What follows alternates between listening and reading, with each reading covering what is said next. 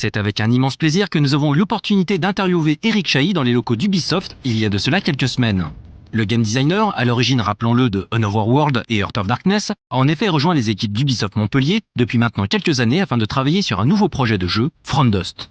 Comme il nous l'explique, c'est lui qui a apporté l'idée à Ubisoft, celle-ci ayant bien évidemment évolué durant la production du jeu.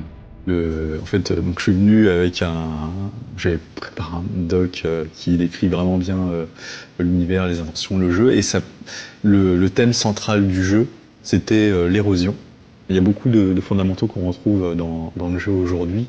Donc c'était un monde en perpétuelle évolution, en mouvement, dans lequel il fallait aider une tribu à survivre en préservant ses savoirs, en retrouvant des savoirs et une interaction avec l'environnement via la musique.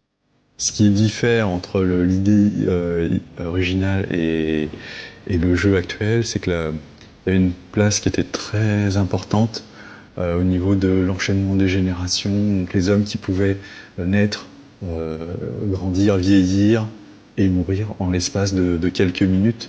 Donc aujourd'hui, on peut voir des jeunes, des vieux. Ça devait être vraiment intégré dans le gameplay. Et puis c'est devenu, c'était un peu compliqué à mettre en œuvre. Donc voilà, cette partie-là a été abandonnée finalement. Mais tout le reste est là, quoi. Lorsque l'on prend en main le jeu, avec ses environnements en perpétuelle évolution, réagissant en temps réel aux interactions du joueur, il apparaît évident que la passion d'Eric Chahi pour les volcans a grandement influé sur le game design de From Dust. La première fois que je suis allé sur un volcan en activité, je tiens à le préciser, parce que c'est bon, des volcans j'en avais déjà vu, mais en activité c'est autre chose, quoi. C'est frappant en tant qu'expérience. On a tous vu des images, mais quand on est sur le terrain, on sent les vibrations, il y a la chaleur, il y a les odeurs, et puis il y a le gigantisme qu'on peut vraiment appréhender. Et ça, c'était en 99. En 99, je m'étais pas dit je vais faire un jeu avec des volcans. C'est plus tard, au fil de voyages, j'avais en fait ce mouvement, j'avais envie de créer un jeu autour de la géologie. Et puis plus tard, ça a fusionné avec une idée autour de ces hommes éphémères qui, avec le temps qui passe. Donc tout ça fusionnait assez bien et ça aboutit à From Dust. Vous le savez, les journalistes, tout comme les joueurs d'ailleurs, aiment bien placer les jeux dans des petites cases pour les affilier à un genre précis. From Dust est donc ce que l'on appelle un God Game, un genre né avec Populous où le joueur se prend pour Dieu en modifiant son environnement de jeu. Pourtant, au départ, From Dust n'était pas destiné à s'inscrire dans ce genre oublié. Ce qui est super bizarre, c'est qu'au départ, c'était pas du tout un God Game. C'était même l'opposé du God Game. Puisqu'on était vraiment que du côté de la tribu qui est un peu écrasée par ce monde qui bouge en permanence, toutes les échelles de temps qui nous sont habituellement imperceptibles, comme l'érosion, enfin tout ce qui se passe sur Terre, mais à des échelles géologiques importantes. Elle devenait vraiment très, très présente et on devait interagir directement avec les hommes. Et puis il y avait cette simulation qui était là, qui était nécessaire pour avoir ce monde qui évolue, qui a pris de l'ampleur et c'était vraiment super fun à utiliser parce qu'on l'utilisait pour construire nos environnements. Et dans le jeu, il manquait quelque chose.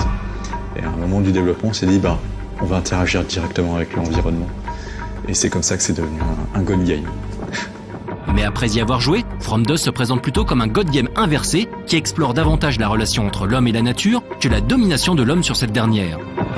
Finalement, dans le jeu, on a des pouvoirs qui sont très puissants, donc on peut qualifier de divins. Mais malgré tout, la nature est là, et la nature est au-dessus du joueur, malgré ses pouvoirs. Et parce que dans le jeu, il y a une quête où on doit retrouver les traces du passé. Enfin, la tribu, elle poursuit une quête, et c'est retrouver aussi des pouvoirs qui permettent de maîtriser la nature.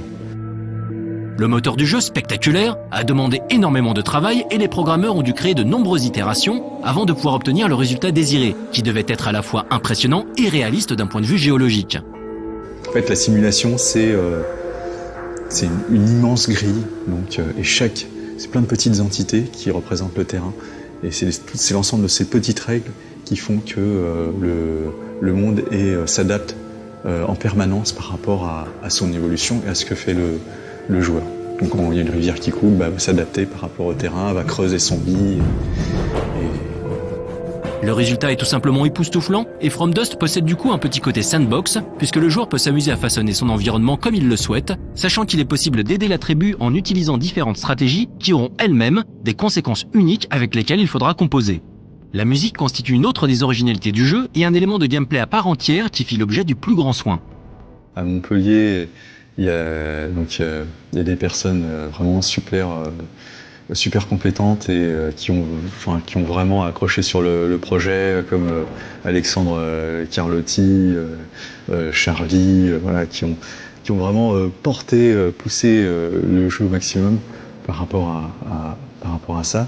Et ensuite, on a travaillé avec un compositeur qui s'appelle Tom Salta et un percussionniste qui s'appelle Bashiri Johnson, qui a travaillé. C'est un des meilleurs percussionnistes. Il a travaillé avec Miles Davis, Madonna. Enfin, on allait dans son studio qui ressemble à un appartement avec plein d'instruments partout, et il avait des centaines d'instruments. Et donc la musique, qui est une musique qui est jouée par les hommes de Dust, et c'est pas une musique qui va vers la pure esthétique musicale, pas seulement. C'est avant tout une musique pour communiquer avec la nature. Donc pendant la session d'enregistrement, qui était une improvisation en quelque sorte pour trouver les bonnes couleurs, les bons teints, les bonnes sonorités. C'est là, on est face à un volcan. C'est quoi la musique pour maîtriser le volcan? C'est chaleureux, c'est de l'acoustique. Il y a un côté tribal, mais en même temps, on sombre pas dans les clichés, dans les musiques qu'on pourrait entendre un peu partout. Voilà, c'est pas la musique du Roi Lion, par exemple, pas du tout, rien à voir, quoi. C'est vraiment brut de décoffrage. Et en même temps super cohérent dans l'intention. Annoncé pour l'été 2011 sur PSN et XBLA, From Dust porte en lui les obsessions de son game designer, tout en se démarquant avec sensibilité du God Game. Si le joueur possède bel et bien des pouvoirs divins et la capacité de modifier son environnement, il n'impose pas sa loi comme dans un Populous ou un Black and White.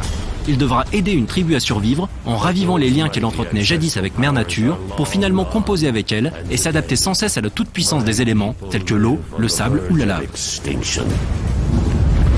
It falls to me to guide them.